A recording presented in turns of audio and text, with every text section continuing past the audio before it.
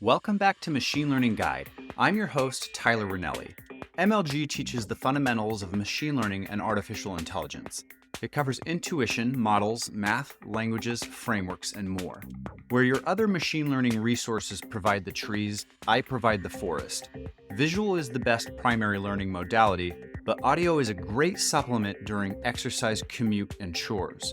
Consider MLG your syllabus with highly curated resources for each episode's details at ocdevel.com/MLG.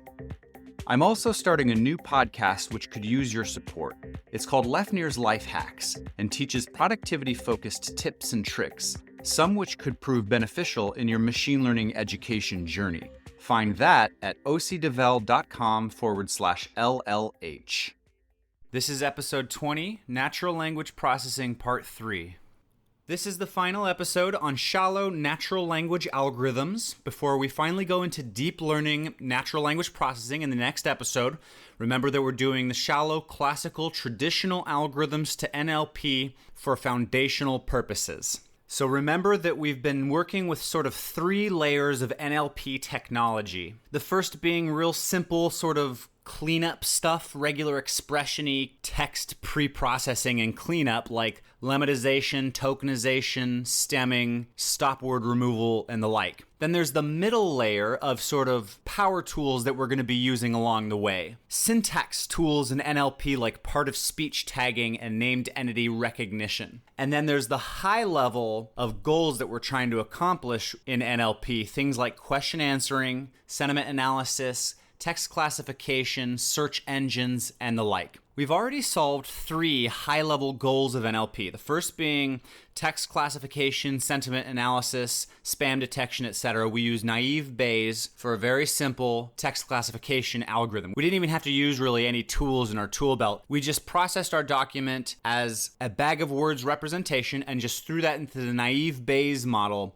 and it does classification for us. We also did named entity recognition, either by way of a discriminative model like maximum entropy or support vector machines, or a generative model like a hidden Markov model. Now, named entity recognition is sort of a goal in its own right. It's useful for its own sake. Things like chatbots, where Siri is going to pull out information from things that you're saying, like add some event to my calendar with somebody on such and such date. It's going to pull out those some things in order to determine what function to call and with what parameters. But named entity recognition itself is also a tool in downstream tasks, things like question answering and machine translation. So NER is both a tool and a goal in its own right. And we also solved a high-level goal of search engines by way of term frequency, inverse document frequency, storage of bag of words, TF-IDF. Remember that you can store a bag of words either as a sparse vector, they call it, where the column for any document row is 1 if that word is present in the document and 0 otherwise. You can also bump it up to a count vector,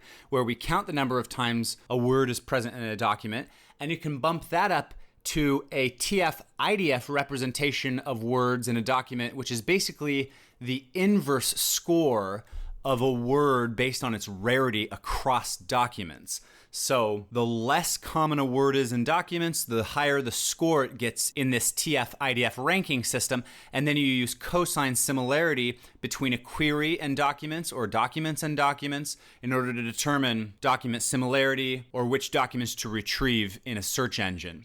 So TF-IDF combined with the cosine similarity, that 1-2 punch that you're going to see a lot, actually, those two combined. We use that as a tool in solving the high-level goal of search engines and document similarity. So we've solved 3 high-level goals, and we have a handful of tools in our belt now. One of them is part of speech tagging, determining whether a word is a noun, verb, adverb, or something else. Another is named entity recognition. And now we're going to do one more tool, which is called syntax parsing. One more tool before we get into the last of our high-level goals. We're going to use syntax parsing in order to solve these other high-level goals. And syntax parsing depends on part of speech tagging. So part of speech tagging is a tool that we're going to be using to build this tool, which is syntax tree parsing.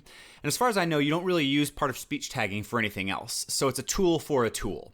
And then the syntax tree parsing tool is a tool for a goal. You're going to actually use this then in some proper downstream goals. Now, real quick, I'm saying downstream tasks. Let's talk about the data pipeline. I talked about the data pipeline in a prior episode on the technologies that you'd use in machine learning. Any machine learning task that you're performing, I mean, we can discuss the machine learning models for achieving some sort of task, like sentiment analysis, for example. But before you get to your model, before you get to naive Bayes, you have to do a whole bunch of steps. First off, you get your documents from somewhere, some corpus of documents on the internet or on your hard drive, or maybe you're streaming a bunch of tweets from Twitter or Facebook posts or something like this you want to do sentiment analysis on. You have to get your content from somewhere. Now you have your content ingested onto your computer, and now you need to take those documents and you need to clean them up. You tokenize your documents, you lowercase whatever you need to lowercase, you stem and lematize, you remove stop words, and you remove any sort of junk that you need to. In some other machine learning algorithms, for example, working with missing data, let's say that there are some columns in training data that are null or zero or an outlier, some crazy high number. It's basically corrupt data, will totally mess up your model. So you have to do some cleanup. Okay, so that's all one step, is going to be like data cleanup or preparation. And then now in NLP, we go to part of speech tagging. So we take our documents, we slice them into sentences, we pipe those sentences through a part of speech tagger, and now we pipe those parts of speech into this task here, which is syntax parsing, so that next, what we call downstream, all those tasks that I discussed just now, they're upstream. They came to me, the syntax parser, and I'm going to be passing whatever I produce downstream to the next task in line, which is going to be question answering or machine translation or something like that. So this is called a data pipeline.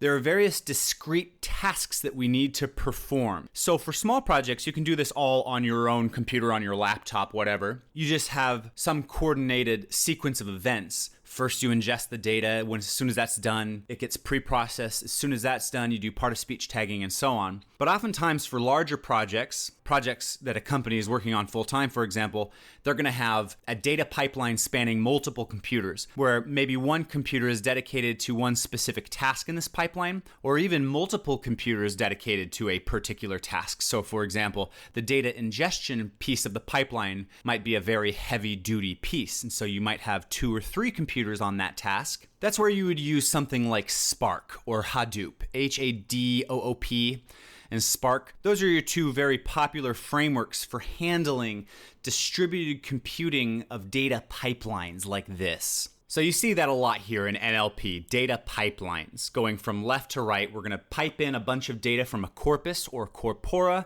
We're going to run it through a sequence of tasks that we've been outlining in the last couple episodes, all the way to some goal all the way on the right, whether it be machine translation or question answering. In the case of sentiment analysis, we didn't have to do part of speech tagging. We didn't have to do name entity recognition. We're not going to have to do syntax tree parsing. We just throw the document right into the naive Bayes model. So it looks like there's only one step of the data pipeline, but there still is the other steps of pre-processing your text, getting your text from somewhere, tokenizing it, lemmatizing, stemming, and stuff like that. So syntax tree parsing is sort of this final pre-processing step before our final goals of question answering, machine translation, text summarization, and relationship extraction. So what is syntax parsing? Now, we talked about part of speech tagging, where you take a word and you're trying to determine if that word is a verb, a noun, or pronoun, etc. Syntax tree parsing is very similar but bigger. So instead of doing it on a word-by-word basis, you're constructing a tree of grammar. You're constructing what's called constituents. You're combining multiple words into one blob of grammar. So if you have the boy with blonde hair, okay, we have article, noun, preposition, adjective, noun. All separate, distinct part of speech tags. But you can combine all of those together into what's called a noun phrase. In other words, that whole phrase right there is a phrase talking about a noun. The boy, specifically boy, is sort of the head of this phrase. And any sentence can be constructed of a hierarchical representation of various of these constituents. So for example, if we start at the top and we have a sentence, you can usually break that sentence down into a noun phrase and a verb phrase. The boy with blonde hair walked up the mountain. So the boy with blonde hair is a noun phrase, and walked up the mountain is a verb phrase. Now you can break the verb phrase down into multiple constituents as well.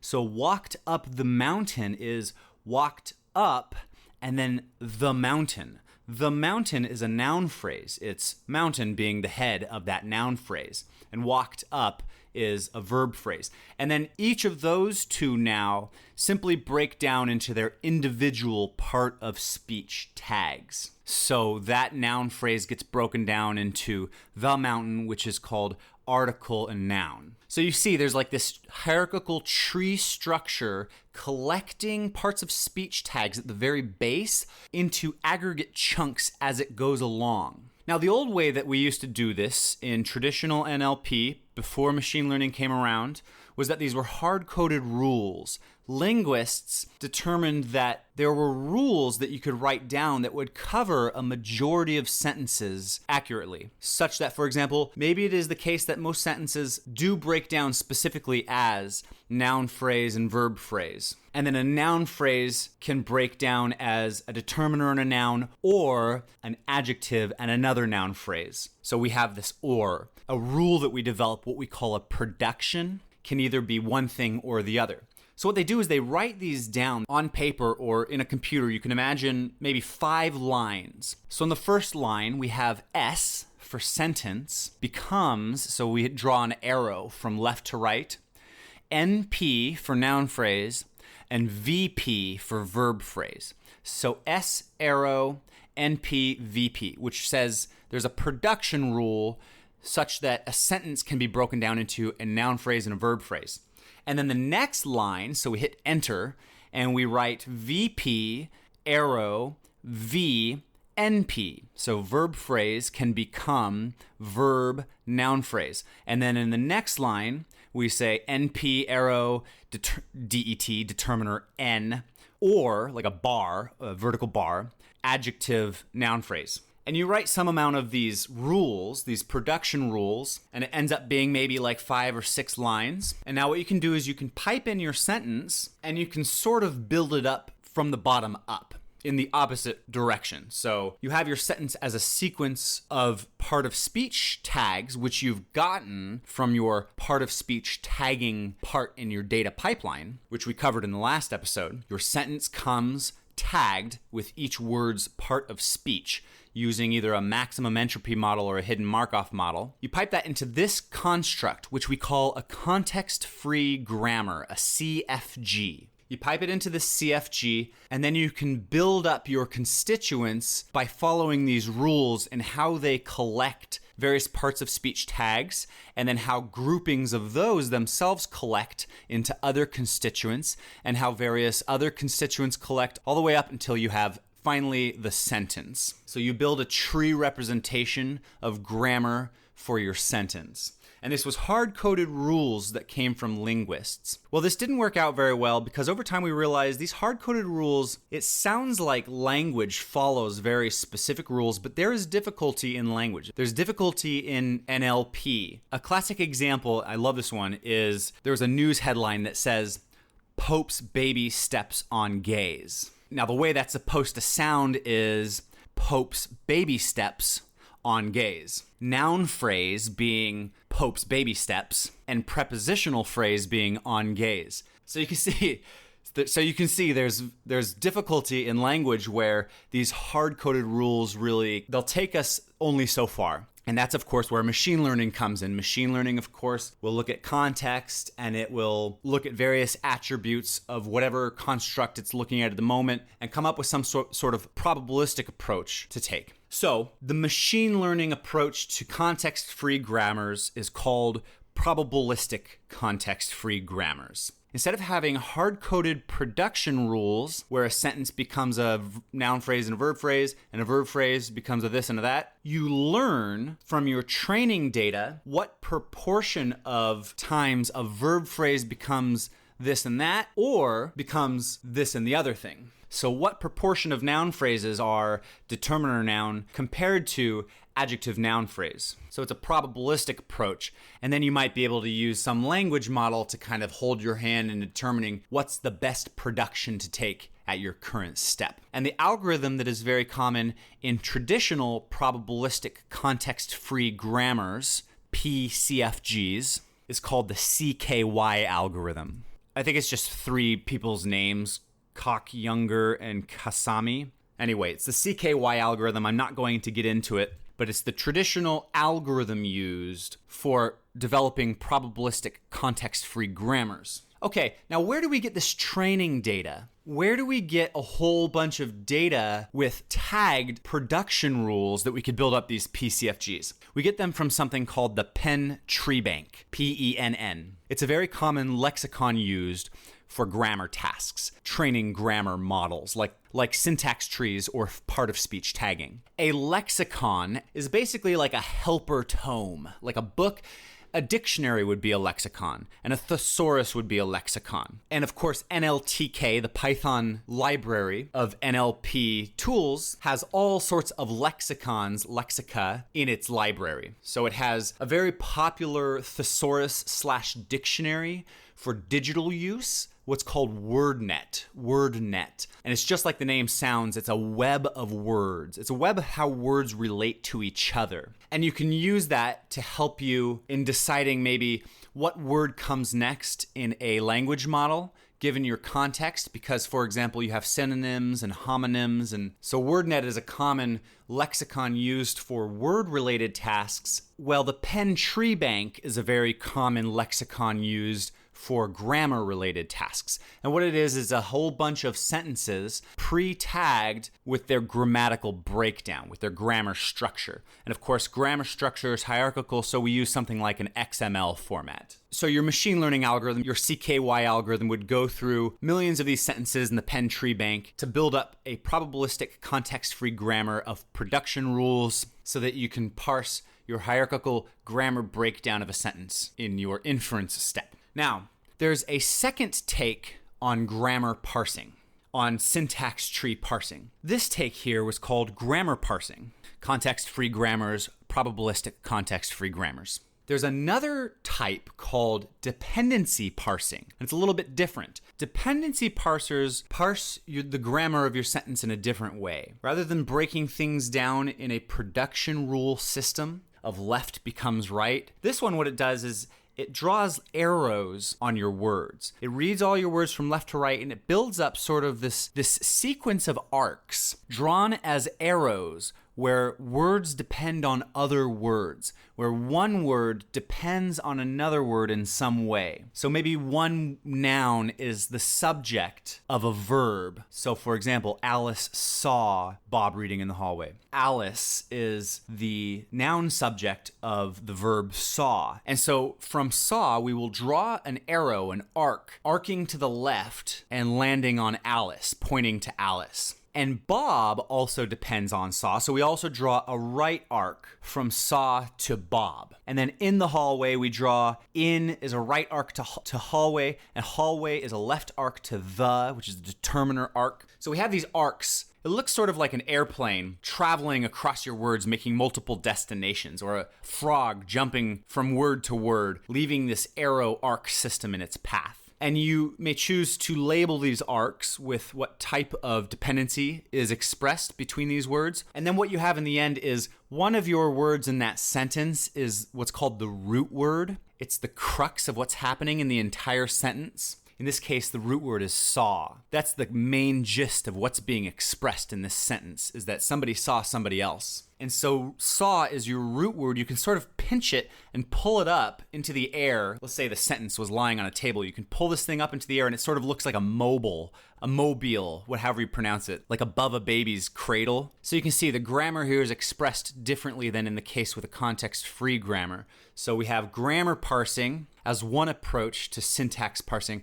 and we have dependency parsing as a different approach to syntax parsing. And dependency parsing is actually the more common of the two, especially today where they use deep learning for grammar parsing, which is for the next episode. Deep learning uses the general architecture of the dependency parsing setup to syntax tree parsing rather than the context-free parsing setup. So this style, dependency parsing, is more popular today. And without getting into details, sort of the way the algorithm works, the way the algorithm learns how these dependency arcs are built up is, first off, you train it on the Penn tree bank, as you would in the probabilistic context-free grammar. And now when you're trying to determine the parsed tree for a new sentence, what you do is you read it word for word, left to right, and you have this buffer, which is a queue, and a stack. And you're sort of alternating words between the buffer and stack in some way. You're collecting words in the buffer, and when it gets to a certain point, you push it onto the stack. And so the stack holds constituents in a way. I'm going to leave that for you to learn the details of how this all unfolds in the resources section. But that's the gist of how this works, is you use a stack and a buffer in what's called a greedy transition-based parsing algorithm. Now, as with everything in NLP, the state of the art is deep learning, in particular recurrent neural networks. And the state of the art for syntax tree parsing built by Google is called SyntaxNet, and it uses dependency parsing by way of this architecture with stacks and queues, combined with neural networks for a very highly accurate, powerful model. And the English version of this model is called Parsi McParseface. I just wanted to tell you that. Parsi McParseface. And I love it. I don't know if it's because the humor has worn off on people using this in industry already, but anytime I see people discussing this model, no one cracks a smile. It's like, it is what it is. Parsi McParseface.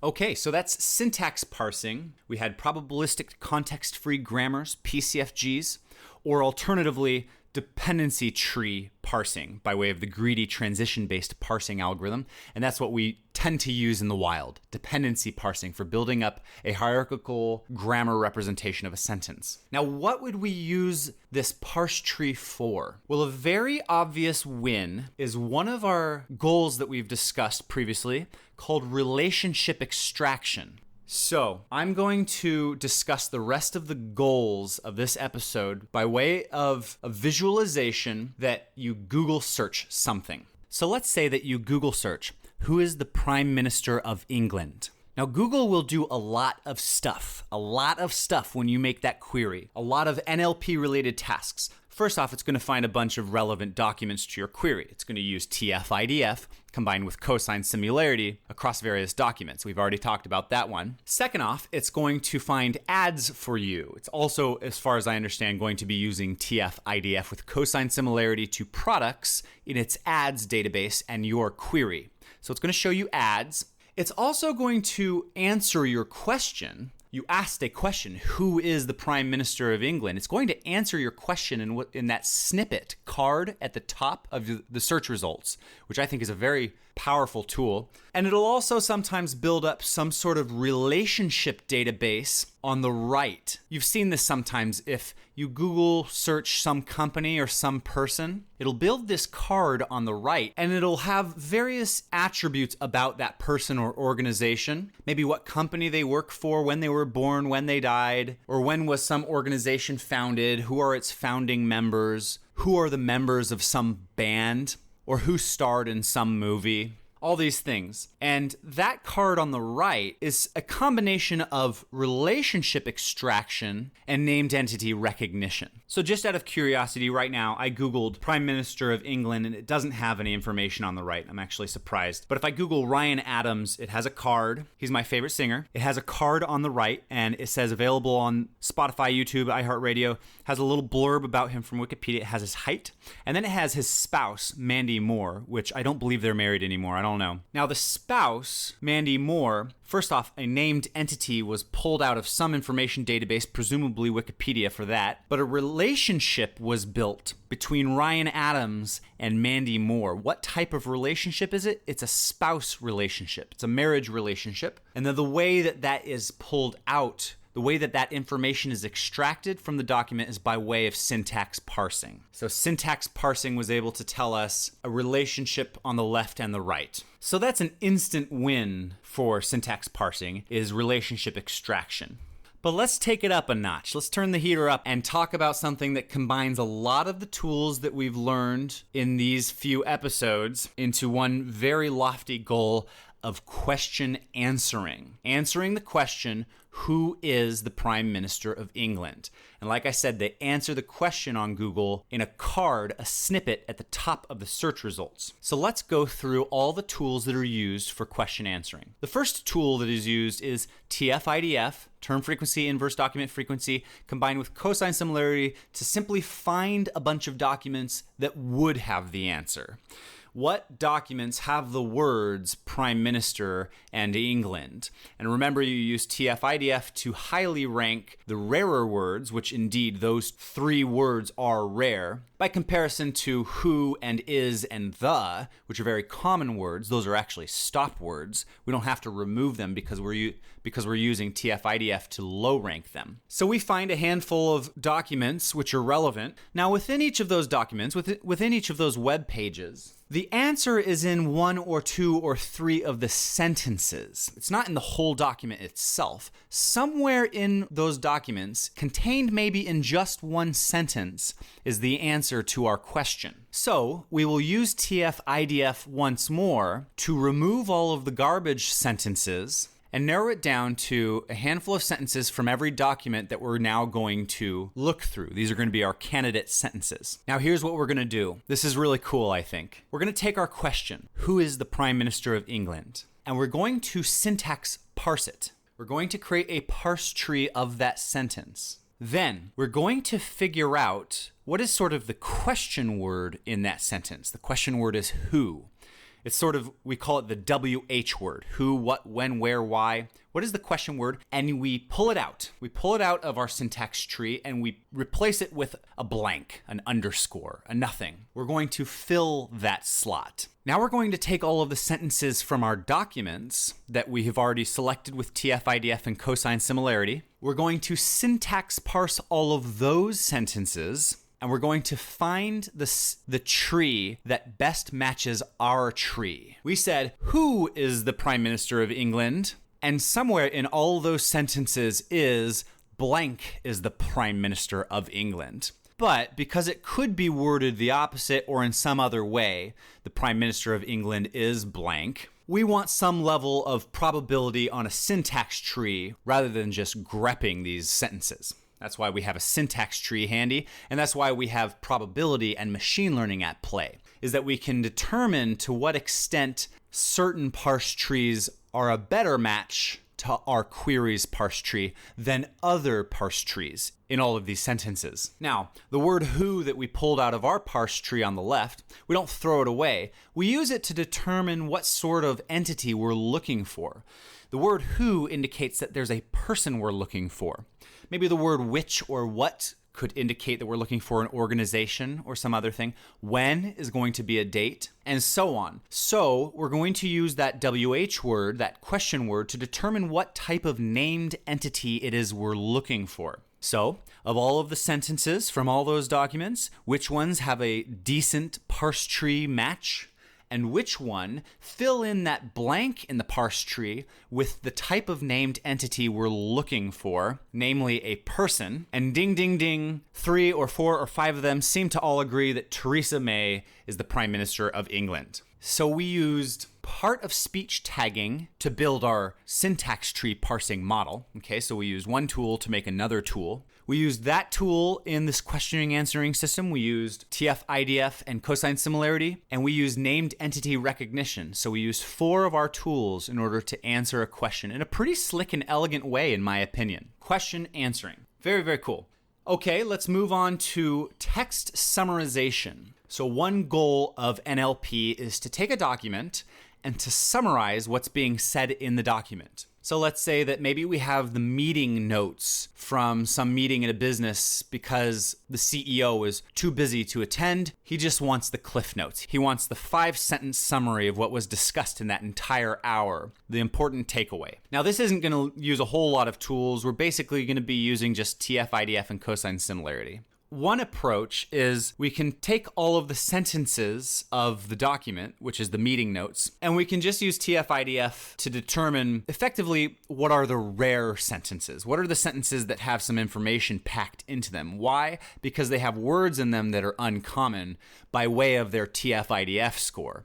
So which of these sentences seem to pack a punch because they have rarer words in them? Whereas the other sentences throughout the meeting may have been fluff, people are just shooting the shit with each other, or sort of filler sentences leading up to some big statement. But it's that big statement that we're looking for, and we're going to use TF-IDF to determine that it's a big statement because it has rarer words in it. Then we'll take maybe 5 such sentences if we just want a 5-sentence summary of some document, and bing, bang, boom, you have a text summarization. Now, some of those sentences are very likely to be redundant. Very often in documents, when you're trying to make a point, you make that point multiple times and you say the same thing in different ways multiple times. So we will also use TF-IDF and cosine similarity from each of these sentences to each other. And if there's a very high relation between two of these sentences, we'll get rid of one of them so that we're not repeating ourselves. That means we need to pull in maybe another sentence that was a candidate that was discarded previously. So TF-IDF will allow us to discard duplicate sentences.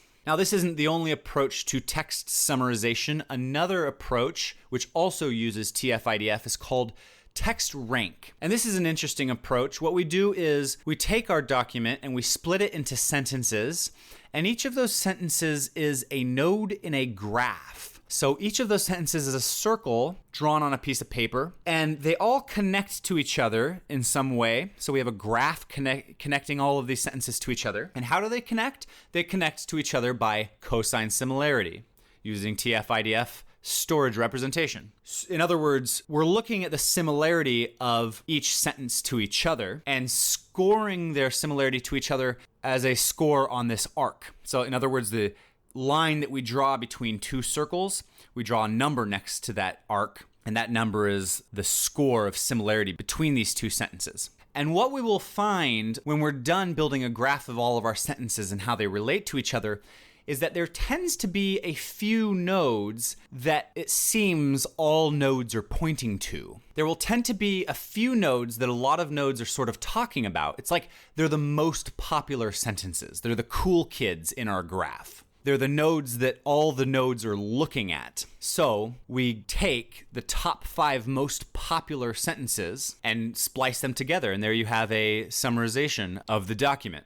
So the TF-IDF cosine similarity between all of the nodes in the graph determines sort of which nodes have the most nodes looking at them by way of a high similarity score, and then we will pick the most popular of these nodes. And that's text summarization. Text summarization, what in its purest form, will give you maybe 5 sentences just spliced together. Of course, Google's text summarization is going to be substantially more sophisticated. It learns how to remove fluff from the sentences and sort of splice sentences together. So you'll take 5 sentences and make them all into one with ... dots filling in the spaces that they removed. They're able to determine what are the salient pieces even within the sentences themselves and remove the fluff. And the NLP YouTube series in the resources section for these few episodes will guide you through that process as well. Finally, there's text summarization as it relates to a query. So when I Googled who is the Prime Minister of England, Google just gave me the words Theresa May. But under that, it gave me a little snippet from Wikipedia. It gave me a sentence from Wikipedia, which looks like it's the crux from that document about Theresa May. Now, it could just be the first sentence of the Wikipedia article, but in my experience of Google, oftentimes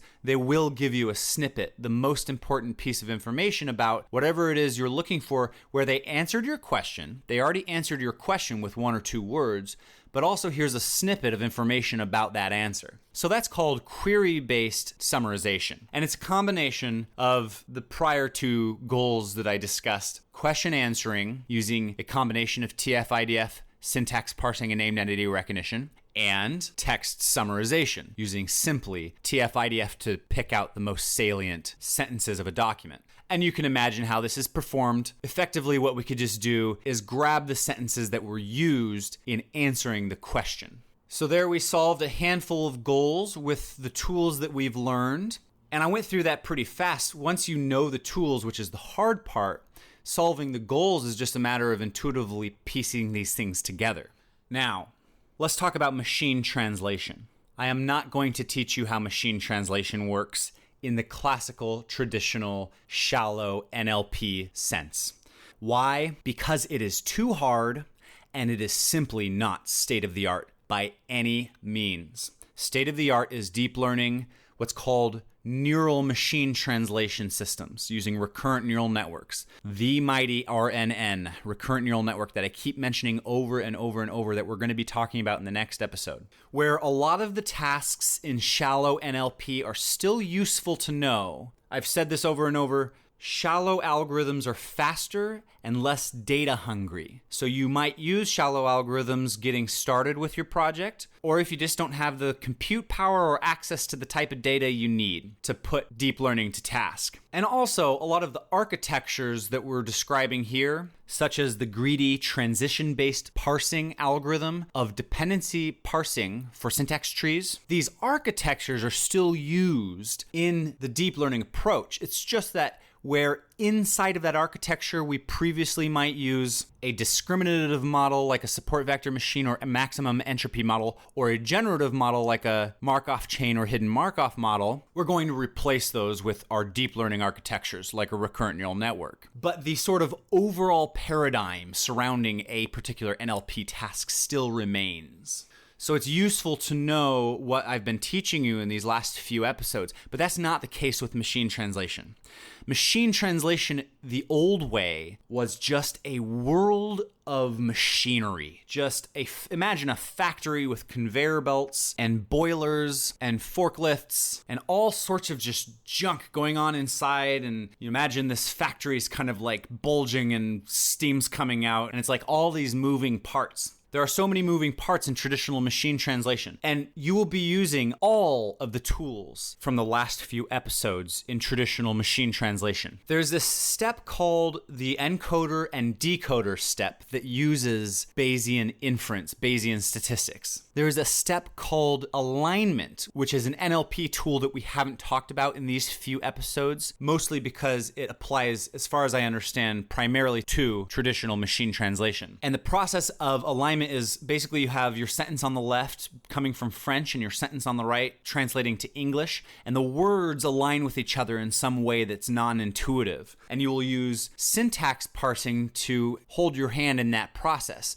And then you will spit out a bunch of candidate sentences, and you will use something called beam search. And beam search is actually a very useful algorithm in machine learning in general that we'll talk about in a future episode. You'll use beam search to weed out candidate translations by way of language models, okay, whether it's joint probability of words, Markov chains, or the like, one step at a time until you find a handful of the best candidate translations. But the problem is what you end up having is in the traditional machine learning machinery, like 5 or 6 machine learning models. You've got your naive Bayes model, your syntax and part of speech model, your language model built on top of a beam search architecture, and various other things all need to be trained separately. They don't train together as you train your machine translation model. Whereas what we'll see with recurrent neural networks is what's called an end-to-end model. An end-to-end machine learning model is basically it's one model that handles the entirety of something that you're trying to perform. So neural machine translation models on recurrent neural networks, they learn how to translate from left to right, from French to English. When they learn everything all at once. You just train one model. And it sort of learns some small representation of grammatical structure and modifier words and alignment and all these things all in in one fell swoop. It's just all built into the neural architecture. And the thing is that these neural translation models, I mean, you can just follow a tutorial on TensorFlow's website and get one of these things built and running in less than a day and have a very powerful, state-of-the-art, very accurate machine translation system in maybe 100 lines of code, all running on a very, not simple, but not super complex neural network architecture. Whereas traditional machine translation systems took entire companies dedicated to task. I'm talking maybe 40 developers working year-round, around the clock, maintaining totally separate models, training totally separate models. It was clunky, it was heavy, and the stuff that you learned in traditional machine translation does not translate into deep machine translation. That's why I'm not going to teach you the way that thing works, is because it's not going to help you going forward. But machine translation is just a classic example of the power of deep learning and how it's revolutionizing the space of NLP. Deep learning is state-of-the-art for almost all of the tasks that we've discussed in the last 3 episodes. Sentiment analysis, classification, syntax tree parsing, named entity recognition, machine translation, certainly. I actually don't know about question answering and text summarization. I haven't seen where or if deep learning models apply there yet, but I just have a hunch they do. I just have a hunch the way recurrent neural networks just clobber the space of NLP tells me there's a very fighting chance that text summarization and question answering use RNN as well. So that's the cliffhanger for the next episode, which is going to be all about deep NLP, Word2Vec, and recurrent neural networks. The resources for this episode are the same for the last 2 episodes, so no need to repeat them here. You know where to find them, ocdevel.com/podcasts/machine learning. And I'll see you next time on Deep NLP.